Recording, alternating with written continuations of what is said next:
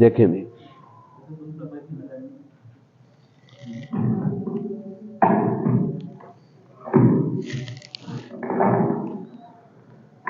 سورہ نحل،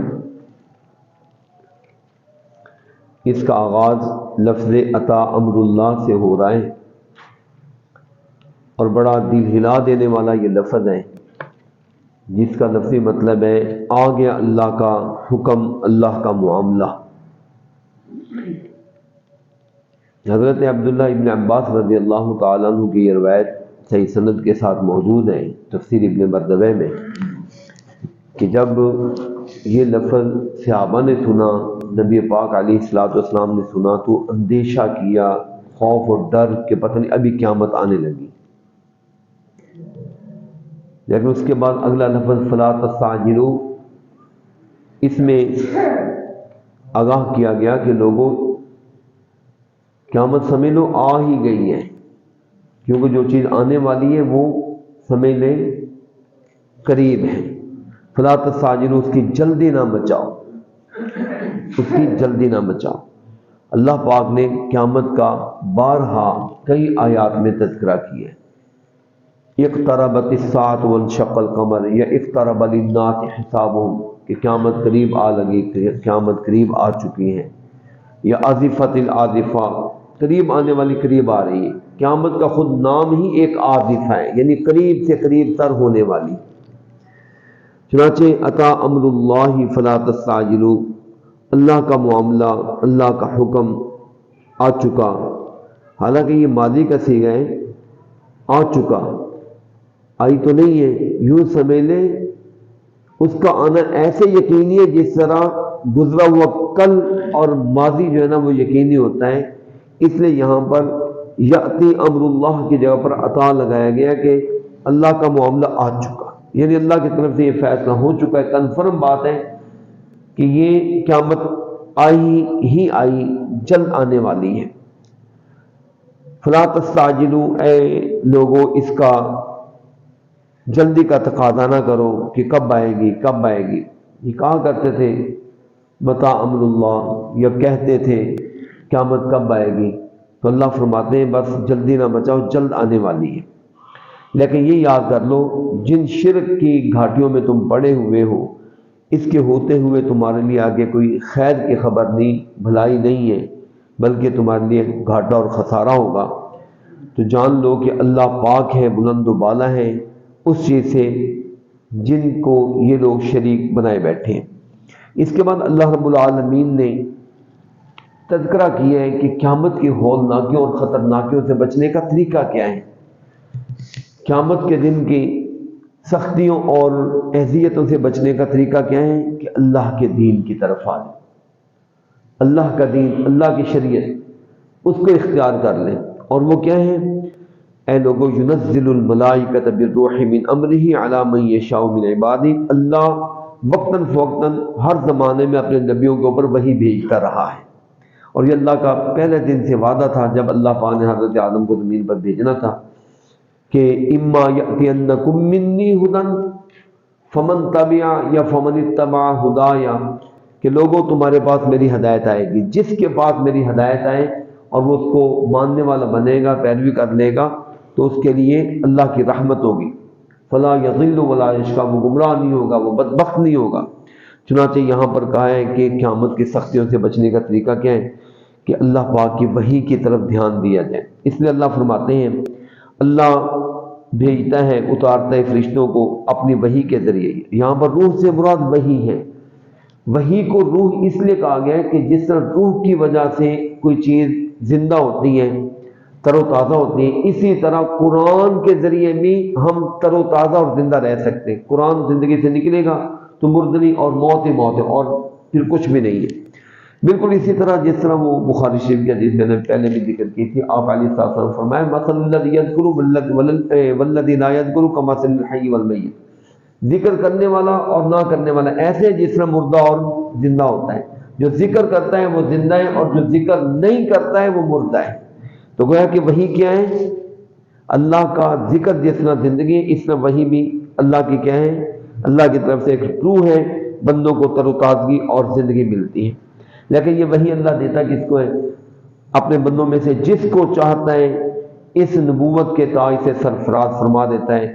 اور نبیوں کو اللہ کا پیغام کیا ہوتا ہے؟ لوگوں ڈر جاؤ، ڈر جاؤ، یہ جو شرک کرتے ہو، گناہ کرتے ہو، اس سے بچو۔ اور سب سے بڑا نبیوں کا ڈرامہ کس چیز سے ہوتا ہے؟ ان انذروا انہ لا الہ الا، نبی یہ دعوت دیتے تھے اے لوگوں ڈر جاؤ، کس چیز سے؟ کہ جو شرک کرتے ہو۔ اے نبی ان کو پیغام دیجئے لوگوں میرے علاوہ کوئی عبادت کے لائق نہیں ہے، لہذا مجھے سے ڈرو۔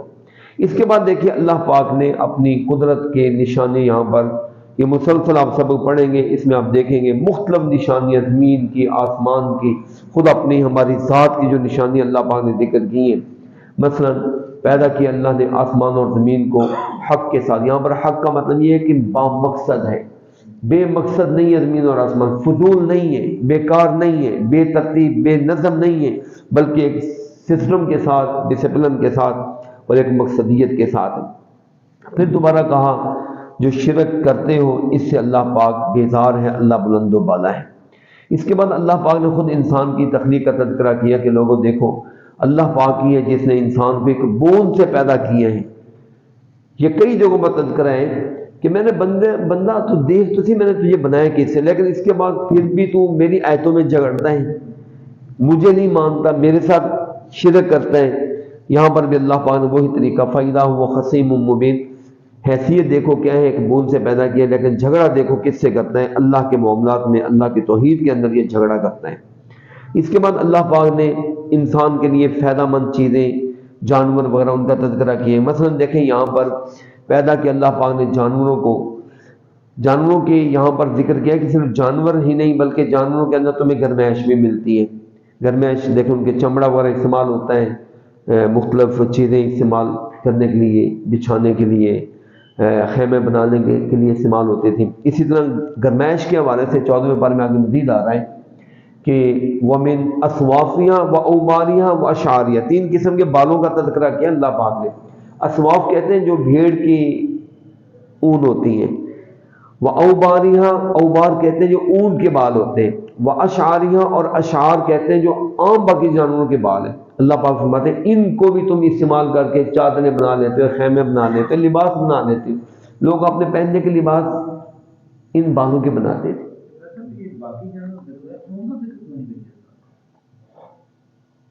یہاں پر نہیں، باقی جگہوں پر اس کا تذکرہ موجود ہے، یہاں پر واقع اونٹ کا نہیں، اونٹ کا تذکرہ نہیں۔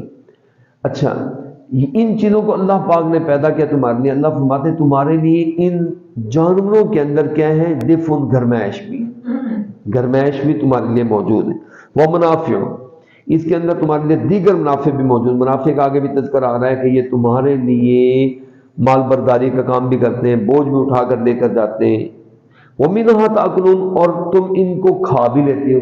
اب دیکھیں یہ کھیتی باڑی کے لیے بھی استعمال ہوتے ہیں، کام کاج کے لیے بھی استعمال ہوتے ہیں، دودھ کے لیے بھی استعمال ہوتے ہیں، اسی طرح کھانے پینے کے لیے بھی استعمال ہوتے ہیں، مال برداری کے لیے بھی استعمال ہوتے ہیں، جو کھانے والے جانوروں کھانے کے بھی کام آتے ہیں۔ وَلَكُمْ فِيهَا جَمَالٌ حِينَ تُرِيحُونَ وَحِينَ تَسْرَحُونَ، اور کہا اس وقت تمہاری ٹھاٹھ ہوتی ہے، تمہارے باٹ ہوتی ہے، تمہارے کیا کہنے جمال ہوتا ہے جب جانوروں کی ڈاروں کی ڈاریں، یہ جانوروں کے ریوڑ کبھی چراگاہوں میں جا رہے ہیں کبھی آ رہے ہیں۔ دیکھیں جب جاتے ہیں، یہاں پر پہلے تریحون کا لفظ ہے، شام کو واپس لے کر آتے ہو یا صبح چراگاہ میں لے کر جاتے ہو، اس وقت بندے کا ٹھاٹ ہوتا ہے، ایک بندے کا وقار ہوتا ہے کہ جی میں اتنے، اللہ نے مجھے اتنے دیے۔ اور بندہ جب جانوروں کو دیکھتا ہے، خاص طور پر جب واپس جانور چر چک کر آتے ہیں، ان کے پستان دودھ سے بھرے ہوئے، جو لوگ دودھ کا کام کرتے ہیں ان کے دیکھیں امیدیں دودھ کے اوپر کتنی زیادہ ہیں۔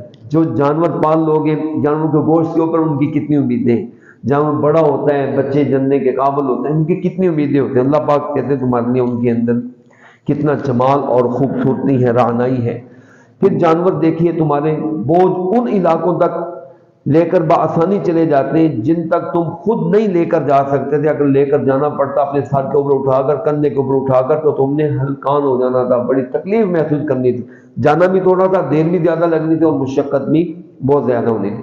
تو ان چیزوں سے کیا پتہ چلا؟ تمہارا رب تمہارے ساتھ بڑا ہی شفقت کرنے والا، رحم کرنے والا ہے۔ اس کے بعد اللہ پاک نے کچھ جانوروں کا تذکرہ کیا ہے، گھوڑے ہیں، خچر ہیں، گدھے ہیں۔ یہاں پر بھی اللہ فرماتے ہیں تمہاری سواری کے لیے ہیں، اور اللہ نے ان کو تمہارے لیے زینت بنایا ہے، خوشنمائی بنایا ہے، خوشنما بھی ہے، خوبصورتی بھی ہے۔ ہمارے ہاں چونکہ ان چیزوں کا تذکرہ نہیں ہے. اب ایک بچہ پوچھ رہا تھا خچر کسے کہتے ہیں، اصل میں نا یہ ہم نے استعمال نہیں کی ہے، ہمارے ہاں ان کا تصور. لیکن دیکھیں پہلے یہی سواریوں کے طور پر استعمال ہوتے تھے، یہی سواریوں کے طور پر.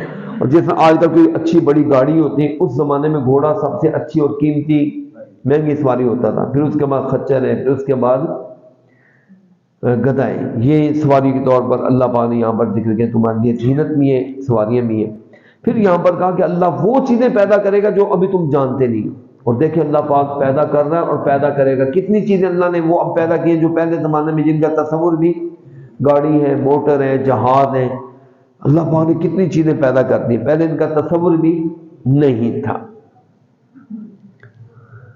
پھر اس کے بعد اللہ پاک نے نعمتوں کے تذکرے شروع میں بھی اور آخر میں بھی تذکرے، لیکن درمیان میں یہاں پر رک کر کہے لوگوں جتنا جانور تمہارے لیے راستہ طے کرنے کا باعث بنتا ہے، دنیاوی راستے تم طے کرتے ہو، اسی طرح ایک دین کا راستہ بھی ہے، اسی طرح ایک دین کا راستہ بھی ہے.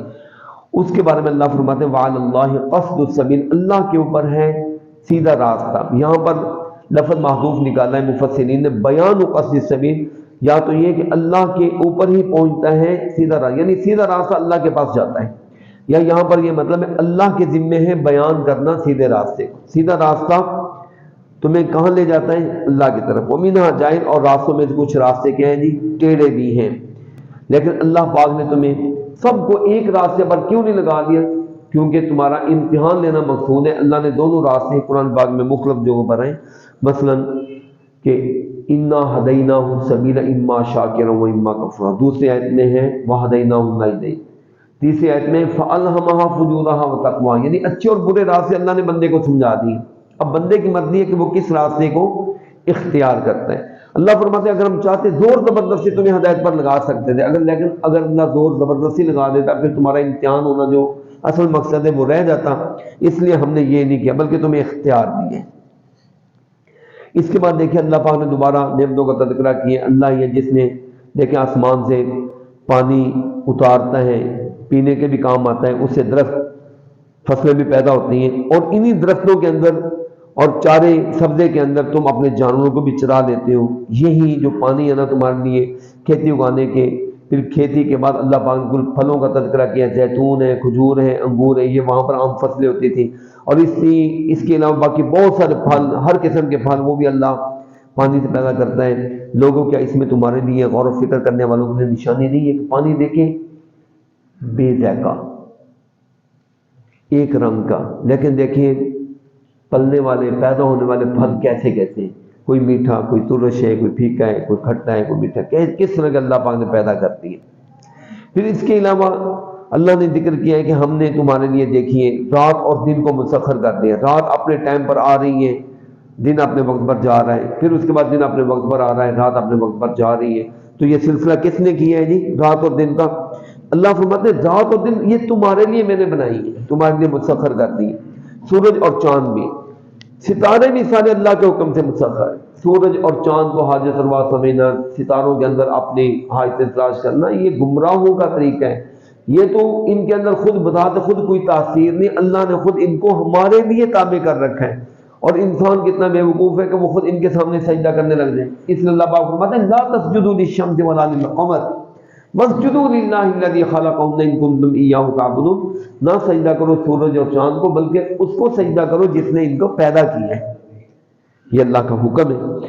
اس کے بعد کہا سورج چاند تمہارے لیے، یہ بھی تمہارے لیے عقل والوں کے لیے نشانی ہے. پھر زمین میں اللہ پاک نے دیکھیے جو تمہارے لیے پیدا کیا ہے، رنگ برنگ کی چیزیں، مختلف انواع و اقسام کی چیزیں، رنگ دیکھ لیں جو ان کے مختلف. یہاں پر بھی اللہ فرماتے ہیں سمجھداروں کے لیے غور و فکر، نصیحت پکڑنے والوں کے لیے بڑی نشانی ہے. پھر اس کے بعد دیکھیے اللہ پاک نے سمندر کا تذکرہ کیا ہے. سمندر دیکھیے کتنا اٹھاٹے مارتا ایک ماحول ہوتا ہے، مقام ہوتا ہے، لیکن وہ سمندر بھی کس کے تابع؟ بندوں کے تابع. کس طرح تابع؟ سبحان اللہ. اس کے اوپر تابع کرنے کا اللہ نے ایک طریقہ بنا دیا ہے کہ سمندر کو ایک تو دیکھیں محدود کر دیے. پھر اس کے بعد اللہ نے بندے کے لیے لکڑی بنا دی جو سمندر کے اوپر تیر سکتی ہے. پھر بندے کو ہنر دے دیے کہ لکڑی کو اس طرح محفوظ بنا لے کہ اس کے اوپر چڑھ جائے. پھر اس کے بعد یہ طاقت دے دی کہ اس کو کیسے چلانا ہے، یہ طاقت دے دی. اور آج کل کے زمانے میں موٹر، یہ مطلب انجن، اس طرح کی چیزیں دے کر ان کو چلانے کا اور سمندر کے اندر لے جانے کا اللہ پاک نے ہنر دے دیا، یہ کس کی نعمت ہے؟ اللہ کی۔ لیکن لکڑی کو کس نے صلاحیت دی کہ وہ پانی کے اوپر تیر سکتی ہے؟ یہ اللہ کی قدرت ہے۔ اللہ فرماتے ہیں دیکھیے سمندر کو اس نے تمہارے تابع کی ہے تاکہ اس میں سے تم تازہ گوشت بھی حاصل کر کے کھا سکو، اس میں سے زیور بھی نکال سکو۔ پھر دیکھیے کشتیاں چیر کر پانی کو چیر کر چلتی ہیں، کس لیے؟ تاکہ تم اللہ کا فضل تلاش کرو، رزق روزی بھی ہوتی ہے، تم کاروبار کے لیے جاتے ہیں، جو چلاتے ہیں وہ بھی رزق کماتے ہیں، جو تم جاتے ہو اپنے مقاصد پورے کرتے ہو۔ میرے بندو یہ سب اس لیے تاکہ تم اللہ کی نعمتیں استعمال کرو اور پھر اللہ کا شکر بھی ادا کرو۔ اگلی آیت میں اللہ فرماتے ہیں کہ پھر دیکھیے زمین کے اندر اللہ پاک نے یہ میخیں گاڑ دی ہیں، رواسیاں پہاڑ لگا دیے، کس لیے؟ کہ کہیں زمین تمہیں لے کر ہلتی نہ پھرے۔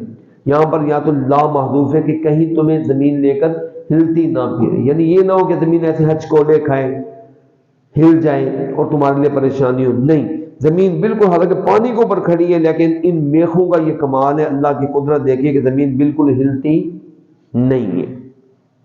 پھر اللہ پاک نے اس زمین کے اندر نہریں چلا دی ہیں، راستے بنا دیے۔ راستے کس لیے بنائے جی؟ لعلکم تہتدون، تاکہ تم رہنمائی ملے۔ دیکھیں راستے، سبحان اللہ، کیسے بندہ راستوں پر چلتا ہے اس کو پتہ چلتا ہے یہ کدھر جا رہا ہے، یہ کدھر جا رہے ہیں، میرے گھر میں جا رہے ہیں، کسی اور کے گھر میں جا رہے ہیں، کسی علاقے میں جا رہے ہیں، یہ اللہ کی نعمت ہے۔ اور آخر میں اللہ فرماتے ہیں وعلامات، اور اللہ نے علامتیں بنا دی۔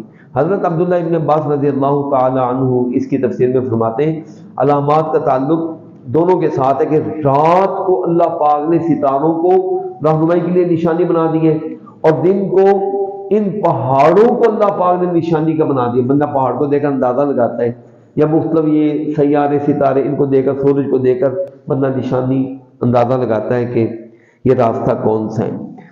اللہ پاک فرماتے ہیں ساتھ تمہارے لیے اللہ نے ستارے بنائے، ستاروں کے ساتھ یہ رہنمائی پاتے ہیں۔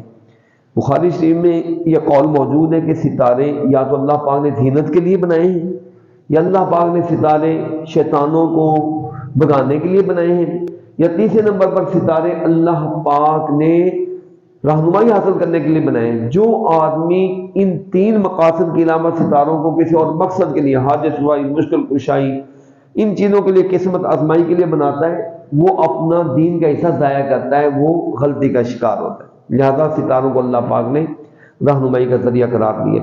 یہ چیزیں ذکر کرنے کے بعد اللہ فرماتے ہیں بتلاؤ جو پیدا کرے، یہ اللہ یہ ساری چیزیں بنانے والا ہے، کیا تم اللہ کو اس کی طرح بنا رہے ہو جو پیدا ہی نہیں کر سکتا؟ تم مجھے ان کے برابر، ان کو میرے برابر، کیسا ظلم ہے؟ میں اتنی قدرتوں کا مالک، تمہارا خالق مالک ہوں، تم میرے ساتھ کسی اور کو شریک ٹھہراتے ہو، کیا تمہیں سمجھ نہیں آتی ہے؟ یہ ساری چیزیں ذکر کرنے کے بعد اللہ پھر فرماتے ہیں میری اس کے علاوہ اور بھی بہت نعمتیں، اگر تم میری نعمتیں گننا شروع کر دو گن نہیں سکو گے، گن نہیں سکو گے۔ آخری آیات میں اللہ فرماتے ہیں اللہ تو وہ ہے جو تمہارے ظاہر اور باطن کو بھی جانتا ہے، چھپائی ہوئی چیزیں اور ظاہر کی ہوئی چیزیں وہ بھی جانتا ہے۔ اس کے بعد اللہ فرماتے ہیں میرے بندو جب میں اتنی قدرتوں کا اور انعامات کا مالک ہوں تو تم میرے سوا دوسروں کو میرا شریک نہ بناؤ۔ جن کو تم، یہ لوگ جن کو میرا شریک بناتے ہیں، اللہ فرماتے ہیں وہ تو کچھ بھی پیدا نہیں کرنے والے، بلکہ وہ تو خود اللہ کی مخلوق ہے، اور یہ خاص طور پر وہ پیدا ہونے کے بعد اپنا وقت پورا کر کے جا چکے ہیں۔ کہا وہ مردہ ہیں، مردہ کہنے سے لفظ کافی ہو گیا تھا معاملہ، لیکن کہا غیر احیاء، ایسے مردہ ہیں کہ جن کے اندر بالکل زندگی نہیں ہے، غیر احیاء وما یشعرون ایان یبعثون، اور ان کو یہ بھی پتہ نہیں ہے ان کو مرنے کے بعد کب اٹھنا ہے۔ ان کو تم حاضر روا بنا کر بیٹھے ہو، بگڑی بنانے والا اور سنوارنے والا، یہ ساری چیزیں ان کے اختیار مطلب تسلیم کر کے بیٹھے ہو۔ یہ بالکل شرکیہ معاملہ ہے۔ اتنے اللہ کے انعامات ہیں ان کے ہوتے ہوئے تو میں ہر وقت اللہ کے سامنے جھکنا چاہیے، نہ یہ کہ اللہ کے ساتھ کسی کو شریک ٹھہرانا چاہیے۔